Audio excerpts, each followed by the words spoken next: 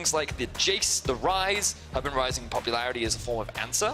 And already banned out by SK, so they anticipated getting that Aatrox first and said, well, we'll get rid of some of the counters in this top lane. But there's also the cannon. There is also the cannon. We saw how effective that was in the last game, and Alfari, I'm sure, will want to prove himself as one of the better EU top laners. He's been struggling. He has definitely been struggling. 2 weeks. A lot of solo deaths, very uncharacteristic of him. I was hyping him up a lot coming into the split. I feel like he had a really solid 2018 year, even though Misfits really struggled. But so far on Origin, he hasn't really been able to live up for the hype that I built for him. We'll see if he can change that around, as we are expecting him to be on the cannon this time around.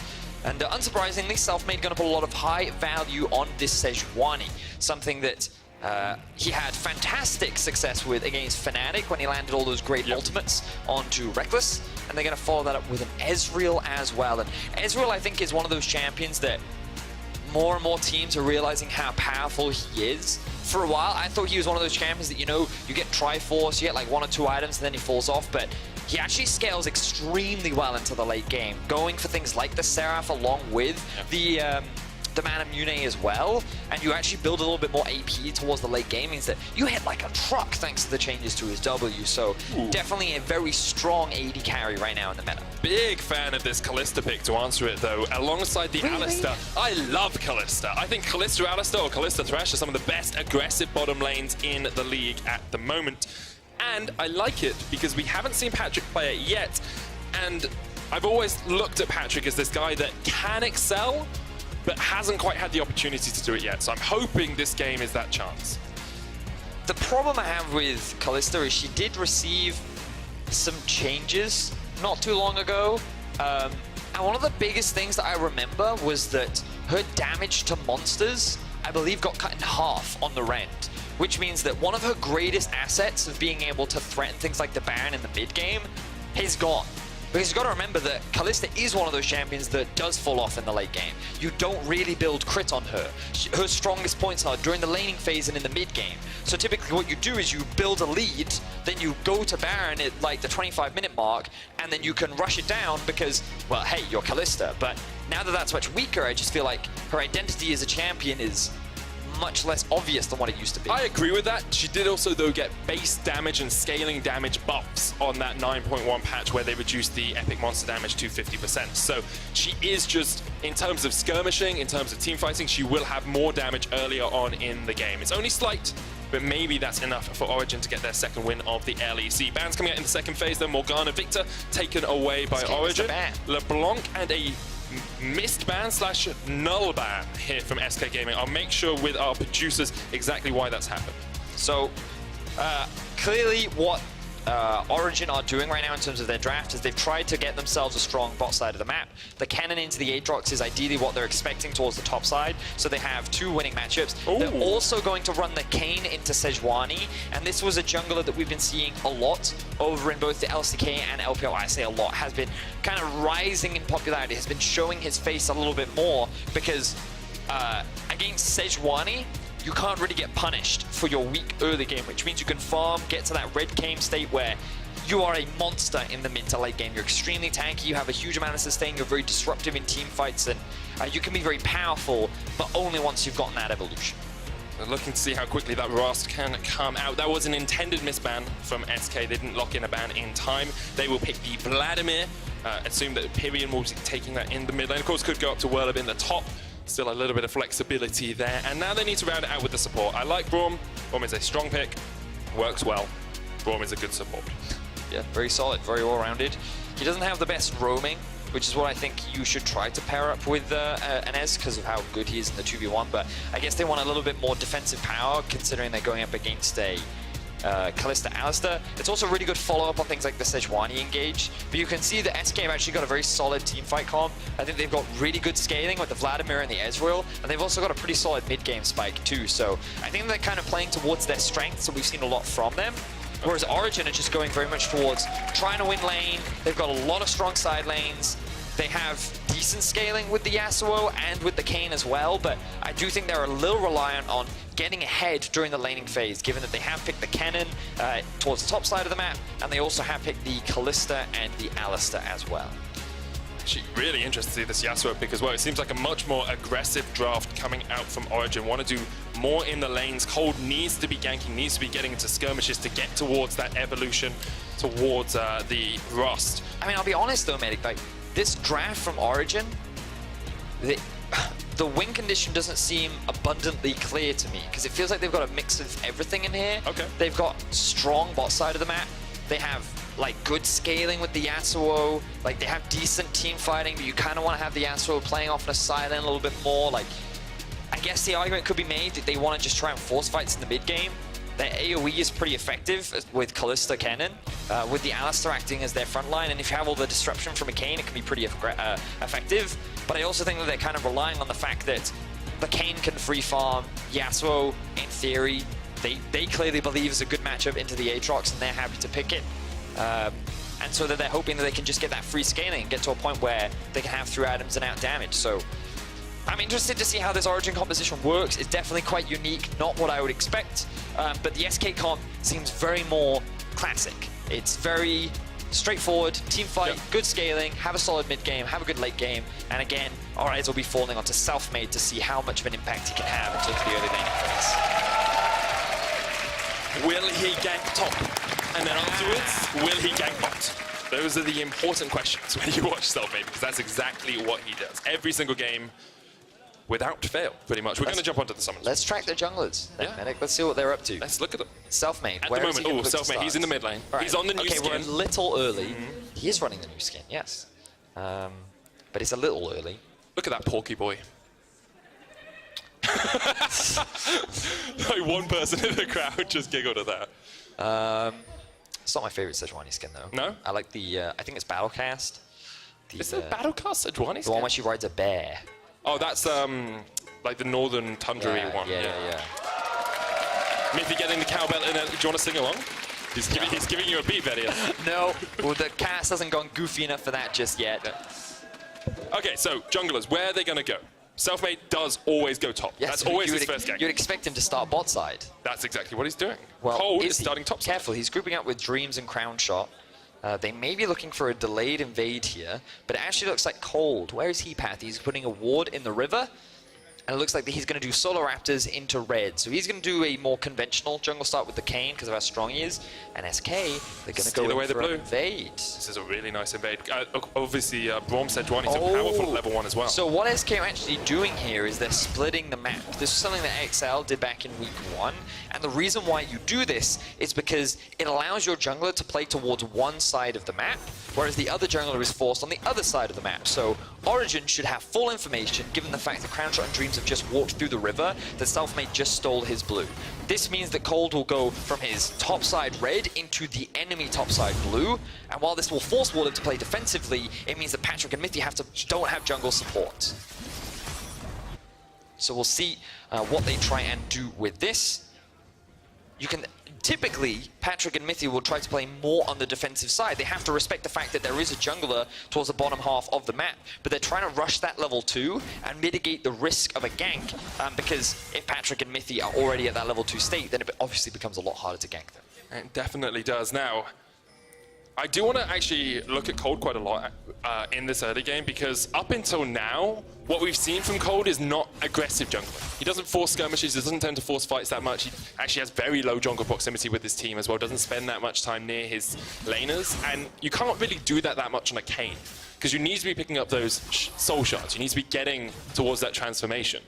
So I wonder if we're going to see Cold be just a little bit more proactive in this game than we usually see from him. I mean, so typically on Kayn, no, is the answer, because you just want to farm. This is actually really interesting from Selfmade. He's actually going to go back towards his blue, and he's going to try and contest this. He does have the smite available. Selfmade has the burst. Cold jumps in, smite comes out from Selfmade, he secures it, and now Cold just going to keep trading onto Selfmade as much as possible. The stun comes out, Cold now has to run. It's because of the cannon was on his way down, so Selfmade couldn't stick in that fight. Even though he actually had the damage to trade, he didn't want to risk it. So this is really an interesting, I'll come back to your core point in a second, but I just want to break down why this happened. So you'll notice that just below the mid lane, there's this one ward at the entrance to the red buff on SK. And then also in the tri-brush, there's another red ward coming out from OG as well that the Braum has just cleared out. So Origen had full information of where Selfmade was throughout the entirety of the early levels.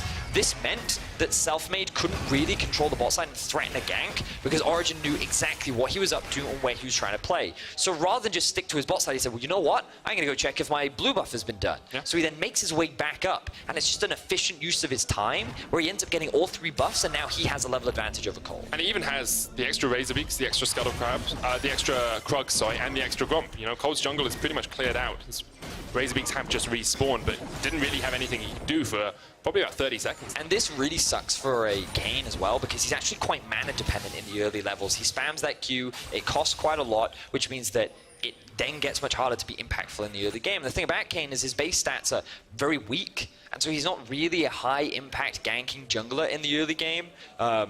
Ideally, you want to be invading in the enemy jungle, stealing away some of those camps, maybe getting a couple trades in with the enemy jungler, and then using your mobility to stay safe. Yeah. But so far, Selfmade has had the better of him, and I like what Selfmade has done. Alfari seems to have the better of Whirlip in the top lane for the moment, about 19 CS up or so. Has that Kleptomancy again on the cannon, so he'll be pocketing bank, as you say in the UK, about 700. Wow. Almost about to say 7,000, 700 gold ahead. That's very significant this early on into the game. The reason why this happens is because Vladimir, his wave clear is very weak in the early game, and the only time he can really change is when you can see that empowered Q is up and available, whereas Alfari can just keep hitting you, keep hitting you, keep hitting you, and force you out of lane. Now this matchup does get better as the lane progresses, but in the early stages, it's extremely rough, and Alfari is leveraging that as much as possible. The good thing for Whirlip is he can go towards something like the Spirit Visage to mitigate some of that, gets extra healing, gets some magic resist, gets the cooldown reduction as well on the Vladimir, which is so vital. As soon as you can start out-sustaining the consistent poke that Alfari will put down, that's when the lane really goes in your favor. Now, Selfmade with a level advantage, hasn't ganked top yet.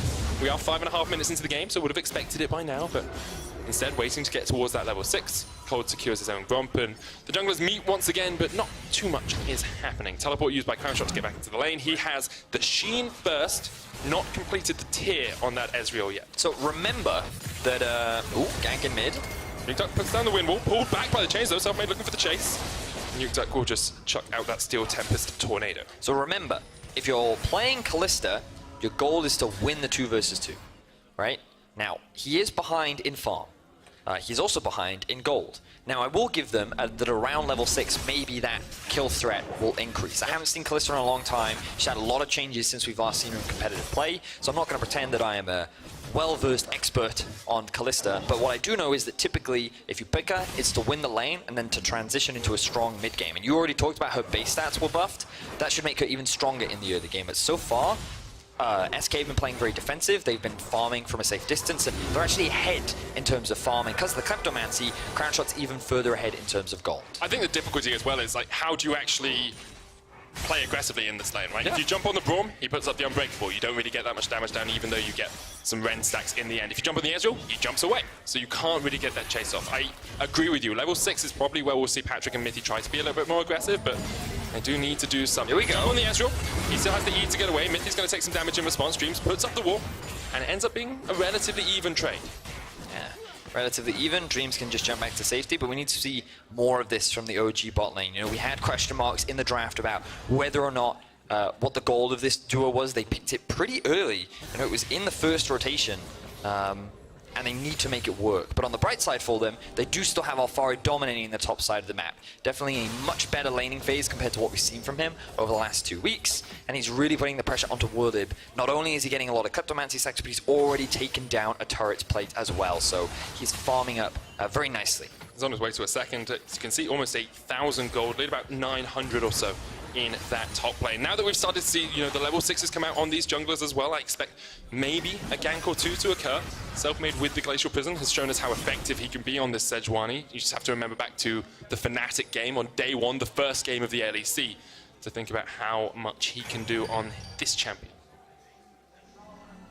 It's an interesting animation. that pig walk in. Why? Because I'm not sure how pigs walk usually, but I expected more of like a side-to-side waddle than a straight line flubber. That's what I'm going to call it. Wait, you call... Wait. That's a flubber. No, it's not. That is It's that's one foot in decidedly front of the other. That's a flubber. Oh, he's ganking top. Oh, he's ganking top. Cleared out a water. You got me excited for a second. Yeah, but I was there. going to say this is the classic self-made. This is what we always see didn't from actually him. gank, he just But, walked I mean, into he the lane. came top. Okay. And the laugh. Gank that minion. Oh, actually jumps onto Oh, my but party that's as well. the- Lightning Rush. That's Okay. down. You've still got Glacial Prison. You can I was going flash to say, Glacial I Prison. thought he would glacial prison that, but he's not going to. No. All right, fair They enough. don't know where cold is, so maybe just respecting the fact that if Alfari is going to Lightning Rush straight in our face, would he do that without his jungler being nearby? Maybe. Oh, but he's still hanging around. He is committed Yeah. to, I will get my top laner a kill early. Just try and mitigate some of the bleeding up towards the top side. Here we go. Glacial Great Prison ult. connects with the stun. Locks Alfari down. The Hemoplague is popped. And that is Burst Blood. And once again, Selfmade goes top and gets a kill. Cole flashes in. Looking for Whirlip. No flash on the Vladimir. Unboard Trespass is enough to get the kill. And Cole can continue to trade. Stunned up as Selfmade has the flash. Will be able to get away. Instead, trading in. He jumps in. Oh, the red buff! He ganked top. He got two. And SK come out on top. Self-made, the MVP of SK, plays that beautifully. He lands another fantastic ultimate onto Alfari. He then gets a 1v1 kill against Cold. And we do have a brief pause. It has come out from the OG side. We will get more information to you once we have it. But, in the meantime, I hope we get a replay of this SK play towards the top side of the map, because Self-made, you know, we joke about it. We say every single game, Self-made comes top. He tries to gank for Whirlip. Now, usually it's a little earlier in the game, but he still came this time around. Now, gank for a Vladimir is great. You know, you want to try and put that cannon behind. You want to try and make the laning phase a little bit easier for the Vladimir. But the fact that he just committed, he had the vision up towards the top side of the map. He had everything in his control. And then he's like, all right, this guy laughed at us. We will not tolerate that. We will secure this dive. Well, let's have another look at it, because it is an Alienware big play. How powerful Self-Made is when he gets one of his signature picks. We're going to have a look at that Sejuani gank towards the top lane. I was told. Are we, Medic? I don't know. I hear voices in my ear, and I'm not sure. Sometimes they're producers. Can't always trust the voices. Could just be me talking to myself. There we are. Let's have a look. Okay, so here we are. So he's sitting on the control ward. Alfari did just use the E. He cannot see Self-Made right now until it's too late. And then Self-Made lands a clutch ultimate. Whirlip can easily dive. Now the problem for Whirlip here is his W is still on cooldown. So he doesn't have that available to him.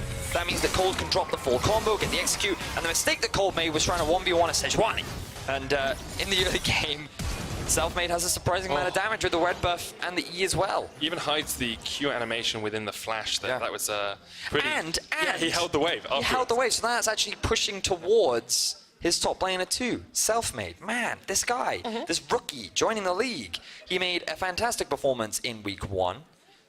He's continued to be the staple of this team moving into week 3, and you'll be happy to hear, audience, that the pause has been lifted. Yes, it has. There were reports from Mithy that he was experiencing some lag. We are now back into the game, so I'm sure that has been rectified and sorted. And speaking of Mithy, that bot lane has hit that level 6. We wonder if they're going to make something proactive happen down towards there. They're about 8 or 9 CS down to a Kleptomancy Ezreal, who's now got the tier stacking up, building towards that Man and Moon. Looks like Blade of the Ruined King is going to be the first completed item on Patrick as well. But you've always got to look at the gold in this capacity, and even though the bot lane looks relatively even, you can actually see that there's a 200 gold advantage towards the Ezreal. That means he has the Sheen, the pickaxe, and the tier all completed, and that's like the best case scenario for the Ezreal. Remember, he's going to keep scaling with these AP builds that we're seeing now more and more on the Ezreal. His late game damage is way stronger than it used to be. Oh, when you say AP build, you mean tier into Muramana, into Iceborne Gauntlet or Trinity Force, into the Seraphs. Yeah, and even from Attila, we saw sometimes coming out the Sorcerer's Boots. In the late game, I think he was even building things like a Gunblade as well. So like, there's just a lot of AP intertwined in a lot of aspects. And it's kind of a hybrid build. Yeah, some of the variations you also see is, you will sometimes see the, what do you call it? The Iceborne Gauntlet. So there's like a lot of variations in Ezreal builds, but the one most common to me is Blade of the Ruined King. You also see the Manamune, Iceborne the Archangels, and then the Archangels. Yes. Depends what you want to do. Cold's come up towards the top side here. I think he was spotted on a ward as he came across. Trying to sneak around, but there's a pink ward in that bush. Here we go, looking for the fight. Onto Whirlip. has got the Sanguine Pool, goes down. Hema Plague only hits onto Alfari. There's the onboard Trespass as well, but the health regeneration on Whirlip's quite a lot. They do a good job of tower diving. Cold is not healthy enough to survive, though, and Whirlip gets a 1-for-1. Really unfortunate that Whirlip was only able to land his ultimate onto Alfari there. If he'd gone the onto Cold, he would have had a bigger heal that might have given him enough survivability, and then the duo of Origen would have actually been able to set up that dive. So small misplay there from Whirlip, but still ends up trading 1-for-1. And it will allow SK to get themselves a Drake, but again, more gold goes into the pocket of Alfari. He'll take himself another turret plate and go back to base. I think as well, Cold's shown his intention for this game. It's gank top often, and try and get Alfari ahead by doing things like this. He was spotted on a ward twice before he got hit. So again, so you can just see the ultimate just misses Cold, and you can see how much of a healing Willem actually gets from both his Q and the ultimate. And if he just got that extra bit of HP, it might have been enough, but unfortunately it wasn't. Still, 1-for-1. Overall, great trade for Whirlip.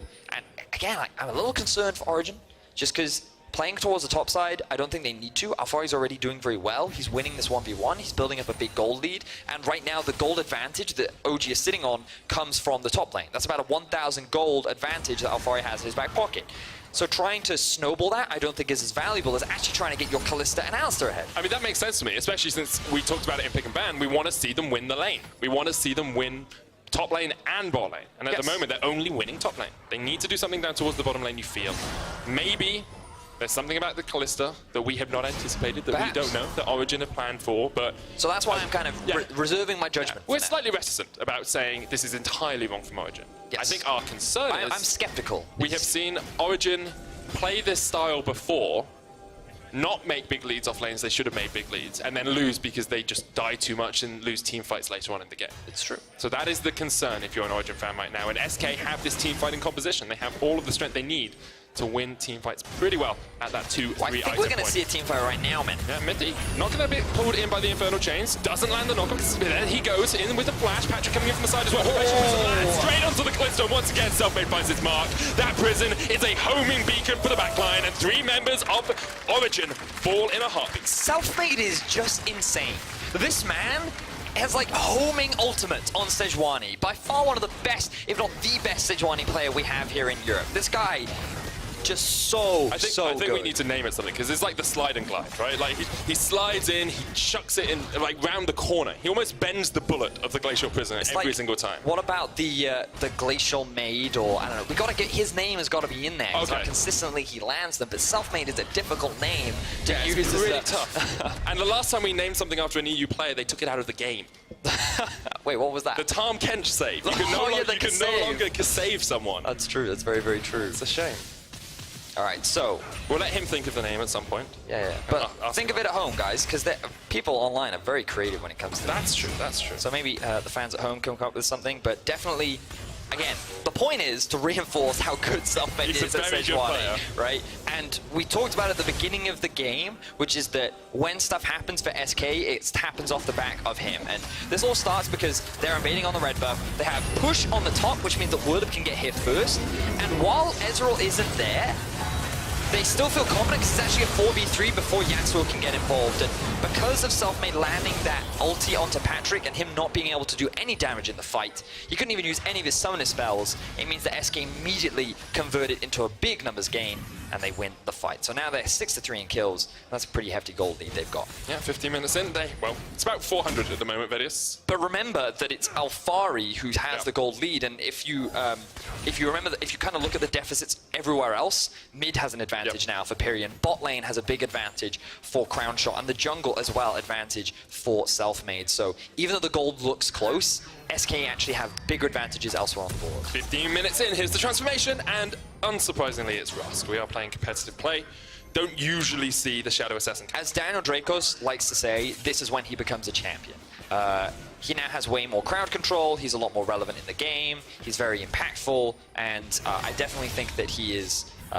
he's much more of a nuisance, especially once he completes that Black Cleaver because of all the extra sustain that he gets from his build. Dracos, of course, our resident Kayn main amongst the EU Shoutcaster team.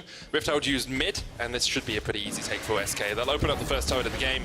There it goes. 2,000 gold lead now for them. They have accelerated off that team fight win. They can continue to push, but really, Origen haven't responded to this at all. They're going to get another charge out of it. Alfari decides to stay up top, doesn't have the teleport, so he's going to join the fight. Selfmage is going to dive underneath the tower. Hits Cold and Mickey as well, but already that tower's very low. Here is a lot of damage coming out from Nuke Duck, though. The last bet, not enough to knock down one. The World Ender keeps alive, Pyrian for the moment. Nuke Duck on that backline takes out one, but he's going to get stunned up. He's down. Tower falls as well. Selfmage dodges away to the side, but Patrick is here. Finally joins the fight. That's one for him. Maybe this is the fight that gets Patrick back in the game. Gets Pyrian. That's two. Looking for the triple. The channel comes out. Patrick's so low. Kaiser's there as well. It's a triple. And Patrick gets away. Great fight for Origen. They find SK out of position. SK dive underneath the tower, and Origen are finally able to punish. It ends up being a 1 for 3 in favor of OG, and Patrick secures all the kills. The Callista is now much better set up for success.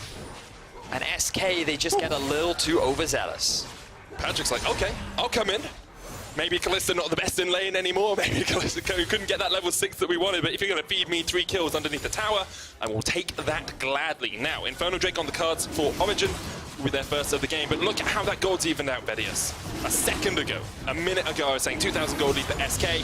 Now it's even out. And the big thing we have to look at is that AD carry position after this fight. So the dive happens because they think they can just blow up Nuke Duck, but Mithy and Cold are just right behind them. So now SK are a little divided in what they want to do. Whirlip isn't able to get any damage off because of how well Mithy zones him from the fight, and Cold just buys plenty of time because of what he's able to do on the Rust. So then Patrick joins the end of the fight when everyone is super low health on the side of SK, and he can just clean up. Patient play from the side of Mithy means that he staves the ultimate till the very end. You think Crown Shot can maybe clean things up, but he doesn't want to overcommit. And remember that Alfari wasn't even in this fight. He didn't have the teleport. He couldn't really join, so he secures a top lane tower. SK get a tier 2 in the mid lane. And again, the game still stays relatively even. So now we look at Patrick. We look at him to be the big carry in this mid-game state. And he's even picked himself up a QSS. Yeah, that's interesting though, because it does delay his damage. You look at the Ezreal, he's got Mana Mune stacking up towards that Mure Mana and the Iceborne Gauntlet. It's a 2-item Ezreal. Patrick's sitting at 1 items. And, I mean, Cold's not even got his Black Cleaver yet. You only have 1 item complete on Alfari. You just need a little bit more if you're Origen at the moment. You're a little bit too far behind to really take any full-on skirmish, and a team fight is probably going to be devastating for you. SK, this is where SK thrive though, when they have the lead, when they are in control of the map. That's when we see them look their strongest, look the most comfortable and confident. And that's where they rely on the synergy that they have with the 3 of the 5 former Mad Lions players. And yeah. They look very good right now, as you mentioned. 2 items being completed across the board. Vladimir has finished the Spellbinder and the Proto Belt. He's doing a good job of trying to keep up with Alfari, who still sits with a gold lead, but definitely smaller than what it was before. Only about 600 now. And Nuke Duck's still scaling up. You've got to remember that the Yasuo is still very strong in the late game, and something that we never really talked about this game is the synergy between... Ooh, never mind, don't have time. Find the bot lane. Synergy between Alfari and Cold. Hemo play onto Alfari. There's a lot of damage coming out from Whirlip. The Sanguine Pool will heal him up in just a second, but Alfari flashes away, and now Whirlip shouldn't be long for the Summoner's Rift. Knocked up by Rust and taken out by Alfari. Yeah, a little overextended there from Whirlip. He didn't have any vision in the bot side of the jungle. He didn't have his jungler to help defend him, so he ends up getting killed, but he did force the flash out from Alfari, and you can see that this Vladimir is getting to a point where he can pretty much handle the Kennen now, and if Kennen doesn't get that assistance, then he starts to lose out on those 1v1s. Do like the itemization from Alfari to try and deal with it a little bit though. Gone for that Morellonomicon, gets you the Grievous Wounds, which stops Vladimir from getting as much healing, perhaps, as he usually would. It's not too uncommon, but always good to see people itemizing situationally. So, yeah, Whirlip thinks he can go for this trade because he dodges out some of the damage from Alfari. Cold does miss the W, which means that if it had landed, he might have actually just gotten the kill onto Whirlip, which ends up forcing the flash out from Cold. So, bit of a mechanical misplay there from Cold, but at the end, they have enough damage to secure the kill, and they find it onto Whirlip. So, if you want League in speedy mode, that's what it looks like for a second. I thought we were watching Earth, but we're not. We are watching normal League of Legends, although more action-packed a game than we usually see from Origen. Usually by this point they've died about 5 times, but they've got 1 kill. Here they have 8, and only died 7 times, which is a big improvement for them, and now that you have the Infinity Edge on Nuke Duck, I expect to see him going to a side lane, trying to apply some pressure on other portions of the map. Yeah, ooh, he's actually gone for the Infinity Edge second. Normally we see it as a 3rd item. Yeah. Something like the Sterax or maybe a Magic Resist item will come in second. I guess if he's not playing into Whirlip, doesn't really need the Magic Resist. I could see the Sterax still working out well though. A little bit more tanky if you get caught I mean, up. it's in something fine. Like, I that. don't think there's anything innately wrong with going for the Infinity Edge second. We'll see what he goes for third, whether he just kind of stacks up on the damage, or if he will go for something like the Cerex for a little bit more survivability. I think you can always kind of rely on Nukeduck to be pretty consistent when he's playing these carry-style champions. But something we didn't mention that I wanted to mention, that we might again not have time for, as Nukeduck gets ulted on. Out, and Cerex probably would have helped him, but not for long in that fight. Let's go get the kill, and Pyrian is the one to secure it. Just want to say, I don't think Selfmade has missed an ultimate this game. No, he's a god. Like, it's miraculous how he hits them. It's very, very We do impressive. need a name for it, though. Yeah, someone will come up with a name, because we're clearly not creative enough. Dragon will be spawning in about 30 seconds. SK going to get some vision on it. Have their eyes actually set on this bot tier 1. If they can take that one down, definitely a lot more gold in their back pockets. And they're maintaining pressure onto Origen. This is one of the issues that I had with Origen yesterday. They were very afraid to press the go button. I felt like that their composition works really well around Baron, and when they could group up and force vitality in these 5v5s, then they could find some success, but they were often afraid to actually pull the trigger. And you can very clearly see that Selfmade is not afraid to press R. He will fight you whenever he sees an opportunity. Self-made slide. The Selfmade slide, that's not bad. It's okay. I think we'll not do bad. okay. We'll use that for now. Yeah. But yeah, one thing as well, the Rift out being taken this early by SK and pushed it up the mid lane has opened up a lot of the map for them, and now Origen are trying to fight them around this Infernal Dragon. Infernal Chains will pull back Mithy, pops the ultimate, teleport is actually used again in the fight. There's Mithy, outbarring, pops the slicing master in the pit, but they do get the Infernal. Now, Patrick's pulled them back, the Hemoplate's landed on him and Nukeduck as SK now advanced through the river. Patrick's still running away, doesn't have that much health. Mithy sacrificed. Cold, outbarring, and Nukeduck need to go away. Selfmade misses one! The Selfmade glides past Cold, but Cold does land. SK's continuing the chase, continuing though. the push. Tornado comes out. Not sure SK can go any further. So OG walk away with an Infernal Drake and a loss of a single team member. It did cost Patrick all of his summoner spells, which means that he won't have that same survivability the next time Warlip dives onto the backline like he did in this fight. But keep your eyes on the setup, right? Because Patrick doesn't actually come in from behind with his team, and he actually takes a bit of chunk damage from Crown Shot right at the beginning of the fight, so he can't really get involved. Afari then tries to dive onto the backline, both immediately dash out. Now, the bright side is it does secure the Drake, but then Patrick is left by himself, allowing Warlip to just dive on top of him. Great win wall from Nukeduck to just buy some time to actually mitigate a lot of the damage that was coming out from SK, which means that the rest of the team can escape, but unfortunately not quite so lucky for Mithy, who ends up dropping off the back of the 5 SK members, who are now setting up around the Baron pit. I'm wondering if Patrick's going towards a Ginsu's Rage Blade here. He has a recurve bow and has the pickaxe, which is quite possible. I think it works, because once you hit the max stacks, you can then double apply the Ren stacks, right? So right, he just built it. So I think we can both agree that he is definitely going towards yes. Blade. That is his second complete item. Didn't really have much of an impact in the last fight, but perhaps the next one will be his reckoning. SK setting up around the Baron here, have a little teeny tiny bit of deep vision around the red buff, but is it enough? Cold steps forward. 3 players of SK here. Reaping Slash, not going to do too much. So very quickly, the synergy that I didn't get to talk about earlier that I want to talk Tell me about it, Bettis. is the... Because every time you start something like this, they fight. So keep talking, they're going to fight in a second. They're going to fight. The Rast knock-up with the Yasuo ulti synergize very well. It's really easy to actually then get the Yasuo ult onto targets that you want, right? Because the cooldown is also very low. Fate's Call also works with it. Yeah, so there's a lot of setup. And here's the fight. You talked about something. The fight starts. Pyrian pops the World Ender. Goes into the Resurrection. Fate's Call pulls him back.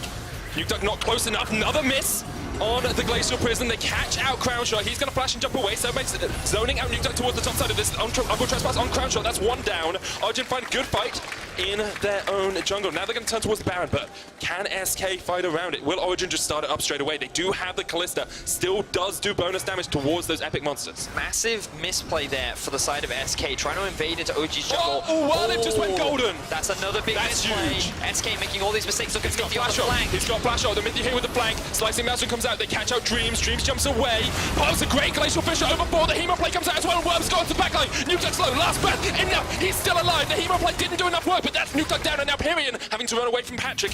Origen do not pull the trigger on the Baron on the way back. But they do find a number of kills, unfortunately, because the amount of damage that Warlip did to the entire team of Origen, they could not go back for the main objective. And this is the big misplay here. Pyrian just walking into the enemy jungle, who, when he doesn't have proper support, his waves aren't set up, he doesn't have a good setup for the rest of his team to really follow, and then Crownshot here by himself. The knockup comes through the ultimate, Mithy immediately punishes him, he loses his flash, He doesn't have heal, and it just means the OG can get a very easy collapse. So big misplay there. Then the Whirlib Zhonya's gets used. And imagine if he had that earlier on, or later on in this fight, when Alphari then goes in for the engage. They shut down Dreams, who gets a good ulti here, and then followed up by this 4-man ulti. If he'd had this on his to buy a little bit more time, maybe SK could have done something with it. But they only end up getting 1 kill in exchange for 3. But at the very least, SK don't lose the Baron. They do not. 26 minutes in. 300 gold, the difference between these two teams. Basically nothing. You're looking at the key carries, Patrick, Nukeduck having a good game, Alphari as well, stepping up after we said he'd looked a little bit weak so far in the LEC. Pyrion really standing out on the side of SK, 4-1-3 on that Aatrox. But now your eyes turn towards Crownshot, who has gone towards that Hextech Gunblade, going for the more burst-heavy AP. Cold going in, Blades reach, lands onto 2. Not going to get too much more out of it. Vladimir has no teleport right now, and he's sitting in the bot lane. He has been able to push up the bot side of the map, but Nukeduck is doing the same on the top side. So while Pyrion catches that, OG have the opportunity to just hold this mid side. Now, this is a big opportunity for SK, because remember, they have the pushing wave bot, and this is something Origen often do. They'll sacrifice that side farm, which means that Alphari will continue to lose XP at the cost of staying grouped up with the rest of his team. That's a big issue, though, because you do start to just fall behind in levels. If we see Whirlib hit 16 before Alphari, that's a massive team fight changing ultimate. Mithy popped the Hex Flash. Oh, great wing wall on Selfmade. That's really one ultimate down. SK have all the vision around this, so Mithy goes in. There's a slicing match as well. Alphari's jumped to the back line already. Crashshot's dead. Dreams is not soon to follow. Whirlib chased off by Cold. Really good stuff there from Origen. Made a decisive call. It got the 2 kills they wanted. Yeah, big fight from the side of Origen. The flash ultimate from Alphari onto a summonless crown shot means that the Ezreal died almost instantly. Selfmade is still alive. Pyrion needs to be careful here. He's popped the World Ender. He just wants to get some damage. And oh, whoa! He gets a lot of damage down onto Patrick. Gonna go into the Resurrection. Selfmade here. Whirlib as well, trying to get in, but the wind wall will block him off the moment. Pyrion jumps across the wall, and the second. Alphari there with the chase, though, and Pyrion is down. And now you have to feel Origen call for the Baron. You have to do it now. Yeah, that was a misplay there from Pyrion. He shouldn't have tried to go for that. There was no ulti on Selfmade or Whirlib. They were never going to win that 3v5. He gives away his life, but Selfmade does still have the flash. He has the smite. Can he get the steal away from Origen? Do still have the rend from Kalista for the steal here. Crownshot coming in as well. Selfmade there. Mithy doing that frontline block. Crownshot coming in, Whirlib there as well. Nukeduck very low. Selfmade caught up by Mithy on the backline. Baron down to 1,000. Selfmade flashes in, but Kalista gets it. And that's already 1 down. Origen have lost a man. They've got 2 though, and this is just clean up crew for Patrick. That's 2 kills for him. There's the triple. Easy stuff for the Kalista. And Origen finally cement a solid gold lead in this game. It's taken a few scrappy fights, but that's all they needed. Finding that pick onto Crownshot started this whole snowball in Origen's favor. They found one good fight around the Dragon, they converted it into another big fight around the Baron, and even though the Kalista damage to big monsters was nerfed, it's still significant enough to help secure the team the objective. Mithy zones Selfmade away. Whirlib doing what he can to get into the thick of things, but he just doesn't have the damage. Selfmade cannot secure the steal, and Crownshot gets knocked up by Cold with this very obnoxious Ras, who's just buying time for Patrick to clean up the backside of the fight. Another triple kill for Patrick. He's 7-1-5. Runan's finished, has extra magic resist in his back pocket in the form of the Negatron cloak as well, and a 5,000 goldie now extended for Origen. Want to see if they can close this one out. It is very rare that we have seen them in a gold lead at any point in the game. Never mind this late with a composition that seems to be working for. Yes, it certainly has. Very, very mobile, a little unconventional, but it is certainly working out for the side of Origen. And I think the fact that Alphari's been able to get onto the backline, Patrick has remained unscathed, and also just Nukeduck's use of the wind wall has been fantastic in mitigating a lot of the engaged damage that SK tried to throw out. Absolutely on point with it. Now we will see the 1-3-1 really start to come to effect from Origen. You put Kennen in the side lane, you put Yasuo in the side lane, no one can really deal with him. Yasuo at 3 items with the Frozen Mallet, Kennen at 3 items as well with the Banshees to keep him just that ever so slightly safer. And Pyrion and Whirlib will try to match, but I do not think they will have the easiest of times doing so. See, they're keeping pressure up. Right now, SK actually holding out in terms of wave fit. They still have this mid-tier 1 up and available. Just means more gold for Origen to take. Looking for a dive onto Crown Shot on Dreams. Just have to force them away. You can use the Hex Flash for that. Never have to go in. You decide at the last moment where you're going to go. It's not like you commit from the beginning. I mean, to be fair, you got to acknowledge, right? You know, we talked a lot about how Kalista very much focused around the early to mid game, but with that Rage Blade and with the amount of attack speed she has, she can actually get those Ren stacks up very, very quickly. And onto a squishy target like you identified, there's a lot of squishy members onto SK. She can be pretty damn effective, especially when she has all this front line that she can play around. So it is working out for Origen. I was a little skeptical. Right now, it has been a very good pick for Patrick, 7-1 and 5 on the champion. And we wondered if he'd have a game where he could really prove himself. Well, this was the pick that seems to have done it for him so far. Obviously, SK still have opportunities to get back into this game, looking at Selfmade predominantly to make a pick to land that Glacial Prison, but Origen doing it by the numbers now, just rotating around to the side lanes, getting the wave pushing in, and then maybe even looking for an inhibitor here. Mithy stepped a little bit too close to the tower as he channeled that Hex Flash and takes a chunk of HP. Cold's going to go catch the mid wave. He now has his GA. This is where level 16 Rast is really strong at this point in the game. You know, we talked about scaling aspects for Origen. The Yasuo and the Rast are the two champions that I've really looked at. And now that they've hit those big item spikes, Patrick even at 4 items, a whole item ahead of Crown Shot. Actually not going for the double tier build, which does surprise me because I feel like that's where you get a lot. Well, he hasn't completed it yet, but with the Lost Chapter, it looks like he's working towards it, but coming out very late into the game. And it means that Origen should have a lot more damage at this point in time. Yeah. I do like the adaptation not to go for Blade of the Ruin King in this game, though. He doesn't really have too many tanks he needs to work through on the enemy. Sure. So don't really need that percentage HP damage that you get from the Blade. Instead, going Hex and Gunblade for a little bit more burst. And for a bit of escapability if you jump in, need that a little slow from the Gunblade. But the question is, can Origen close with a 7,000 gold lead? Because we've never seen them in this position. They have won 1 game, it was against Fnatic. SK have won 2. They won 1 against Fnatic and 1 against XL last week. But it's almost as if I don't want to hope in Origen. I know you had a speech last week about how Origen had let you down. We saw a quick shot at the start of Ready Check saying, you know, Deficio's let me down. Well, I think many fans had high expectations of them, but I think they should be in a great position to be able to close out this game. They'll be waiting for the next Baron to spawn. As I said, I think that Crown Shot's are way off completing that 4th item. And I think that Vladimir is the scariest factor on SK's team composition right now. If Crown Shot can land some good poke, then maybe SK can set up for a nice fight, but I'm just very scared of this Nuke Duck Cold duo of the Rast and the Yasuo. I think it's very, very difficult to deal with. I can understand your fear. SK seems to understand it as well. They're backing off. They're letting Origen get a little bit more jungle pressure. Selfmade and Dreams were waiting in the bush for a moment, but the Sentinel will spot out Selfmade. Oh, dodges around it. Don't know he's there yet. 4 members of Origen now down towards the bottom side. Crown Shot not here for SK. Selfmade trying to come in from the flank. Cold there in the wall. Shadow stepping his way. Gets the Blades reach. Knock up onto Dreams. Crown Shot get a little bit of damage off. Fari actually maybe caught out a little bit here. Dodges away. Flashed away from the Glacial Prison. Don't think we count that one as a miss. That was a dodge. Yeah, fair. But Crown Shot actually can just continue to chip away here. With the Iceborne Gauntlet, he does get those slows off. And SK relieve the pressure for now. So they keep their bot and mid tower alive. The Baron has just spawned, and ultimates are all available for Origen except for the flash from Alfari, except for Selfmade, which means that primary engage tool from SK is gone. So this might give Origen the window to just force this Baron, because they know that SK are not going to find an easy fight. What have you got? You've got Flash Hemoplague.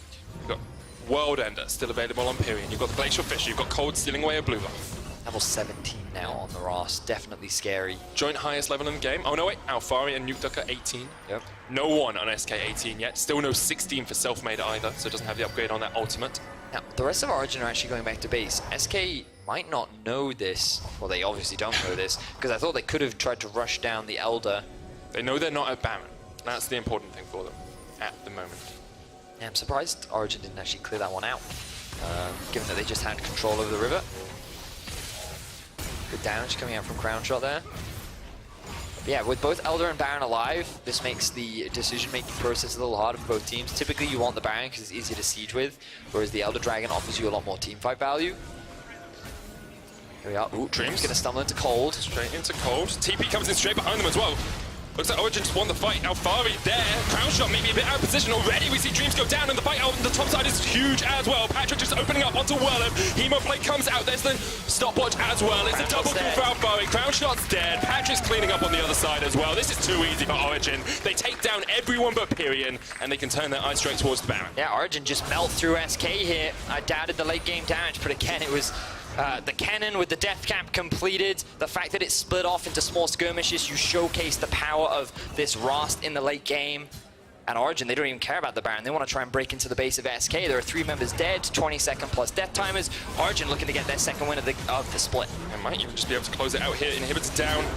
Have a lot of damage from the Yasuo, from the Kalista, and from the Kennen. Origen looking for that second win. Pyrian trying to stop them in their tracks. Last breath comes out. Pyrian's popped the world ender. Continues to clear out that minion wave, which is important. Here's Dreams as well. Still 8 seconds before Crown Shot comes up. Resurrection on Pyrian, but already the second Nexus Tower, the target for Patrick. He will take down Dreams. The second Nexus Tower follows. And finally, Origen will get their second win in the LEC. It was definitely a close game for a very long time. That linchpin moment was definitely when Crown Shot got caught out in the enemy jungle. Him losing his summoner spells meant that Origen had a very easy target to dive onto in the following team fights. Alfari got onto him pretty consistently, and we saw some great win walls as well coming out from EULCS in the mid lane. I felt like that the individual members of Origen definitely played better today. Patrick's positioning in team fights was definitely improved upon. Perhaps outside of that single dragon fight where he couldn't really get involved much, I feel like he was very solid. And while I was skeptical of their draft, it was clearly something that they came in prepared with. They made it work for themselves, and they ended up picking themselves up a win. Definitely did. I think you have to give credit to Alfari as well in the top lane. We talked at the start of the game about how he was struggling a little bit, how he hadn't been the Alfari we've seen of old. But this game, it's a favourable matchup. We have to say the cannon into Vladimir. He still did a pretty good job of shutting down the enemy top laner. Whirlip unable to have as much of an impact in those team fights, and SK never really able to get to the team fights that they wanted. Yeah, for sure. Game was fun though. It was definitely fun. Back and forth. A lot of kills happened. Got to see a Kalista come out back into pro play. Also got to see a Kayn, our first one of the LEC. So that was cool. But I also think like Selfmade, man, what a performance from him. Yep. His early game is still impeccable. Very, very good. Yep. And I think that he showcased that he's definitely one of top junglers that we have here in Europe. Love his decision making. Think he's very smart. I think he always looks to punish where he can. I think he has a strange obsession with ganking top lane, but he makes it work every game. Yeah. This game, he had that one gank top lane where he got 2 kills, a kill and assist, and then he went bot for the rest of the game. So yeah, sometimes you just have to gank top. It's kind of like it's his due diligence for being in the game. Yep. It's like, this is what you have to pay. This is the toll. You have to give me 1 gank top, and then after that you can do what you want. I think SK shouldn't be too dismayed. Obviously, there's a few things they want to work on. Positioning, not getting caught out. Maybe trying to work out exactly where the mistakes came around that Infernal Dragon as well, because they shouldn't have lost that, really. Felt like they forced it a little bit too preemptively. But still, good stuff for Origen. Question is this the beginning of their trajectory upwards? Or was this just a happy blip on their road throughout the first half of the split? They're currently sitting at 2 and 4. I believe that's right. Yep. And then SK at 2 and 4, yeah, SK at 2 and 4 as well. Got SK down there near the bottom. You've got XL there as well. Are they at 3 and 3 right now? Oh, XL, they lost today, didn't they? Ah, yes, so they're 2 and 4. Yes, yes, yes.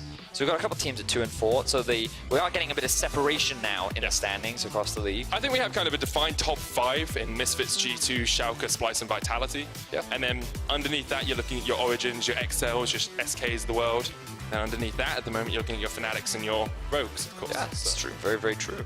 And I believe Vitality will be playing up next against Rogues. We'll see if they stand a chance. But again, kind of looking at this whole game in its totality, we see Selfmade once again demonstrating that he's a very strong early game jungler. He's kind of the core part of what enables SK to succeed. Yeah. The mid game is still where they sometimes have a couple of issues. They tried to set up deep vision and they got punished for it. And then Origen showcasing that they do still have the ability to fight these late game team fights and that they can punish the mistakes. It's taken them a while to get to this point. But and I think we also saw some semblance of them actually pulling the trigger, being a little bit more decisive this time around. I definitely agree with that. I also want to say that if you guys know who your player of the game is, you should jump on over to @LOLesports because you can vote for Alfari, Nukeduck, or Patrick, who are looking to become that player of the game. I think Cole deserves an honorable mention in the late game team fights, but Alfari was definitely it for me. Yeah. I think he had a really solid laning phase. He translated that very effectively into the team fights, and the fact that he got onto Crown Shot and killed him in literally every fight towards the end of the game, I think was what allowed them to win. Well, to learn more from Origen's win, let's have a talk with Law and their jungler. Thank you very much, guys, and thank you for joining me after this win. Congratulations on this one. Thank you. What worked this time? What worked? I think we just played a composition that we have played in practice, and actually, to be completely honest, I think most of our drafts we have a good plan, but we just did a lot of individual mistakes in the games, and then we looked like a shit team. And sometimes that's the case, but I think today we showed a little bit of more what we can do. The start obviously hasn't been great for us because we expected way more of ourselves. So I'm just happy we get a win, and I think all of us really needed a win to kind of get back on track. I agree on this one. One question about the game, though. You got your blue buff stolen at level 3. Did you expect Selfmade to be here, and how did it impact your game in the end? I mean, actually, I had no clue he took my blue off level 1. So when I realized in the moment, I was like, "What the fuck happened?" You know, like I didn't know. So yeah, sorry. Yeah. No one understood. It's okay. So I mean, I'm kind of blaming my bot lane. I don't know how he could start on my blue buff without me knowing. We'll have to watch the replay. We'll watch later. But yeah, a little surprised, but. It went well after all. That was a good victory after all. I mean, does it mean you guys are back on track after this one? We are definitely on a better track than we were yesterday, so that's a good start. But right now, we obviously have some weaknesses that are shown in the games.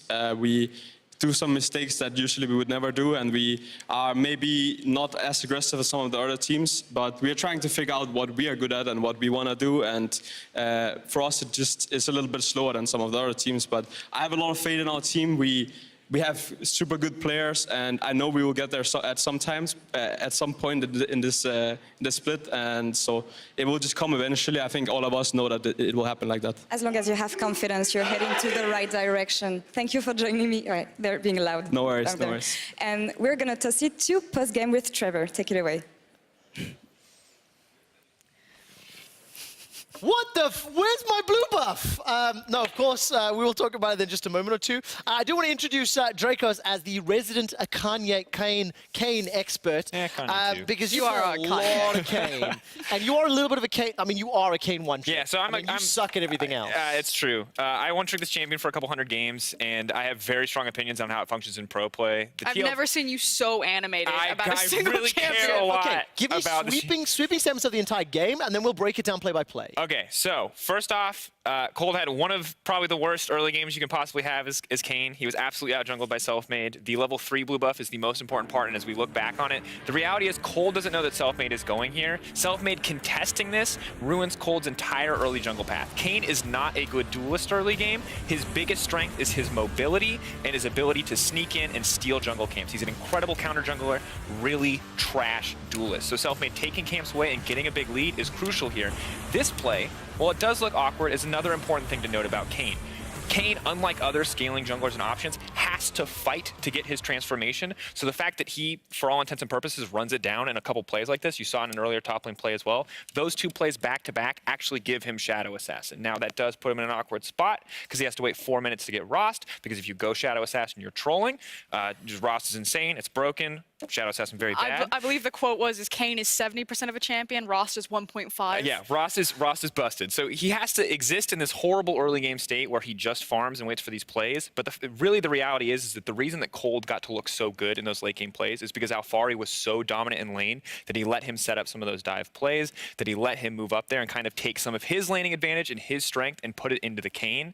Overall, not a great Kane performance, but the reality is if you get through the early to mid game, and Rost comes online, the champion is unstoppable. And that's what I like. It's kind of like that power play that you were talking about. The fact that you're against SK, they are seemingly a more patient or slower team. It's all about their jungler, and it almost felt like a bet. Like, we can actually play Kayn in this matchup because we will reach Rost and be able to outmaneuver them in the team fights. I mean, it's one of those things, like a bet or a gamble is one way of looking at it, but it's a way of interpreting your opponent's strengths and weaknesses and playing into them. I want to give some kudos to Selfmade. He figured out a different direction. He read a different map for a change. Did not necessarily camp top lane over and over and over like we've seen many, many times.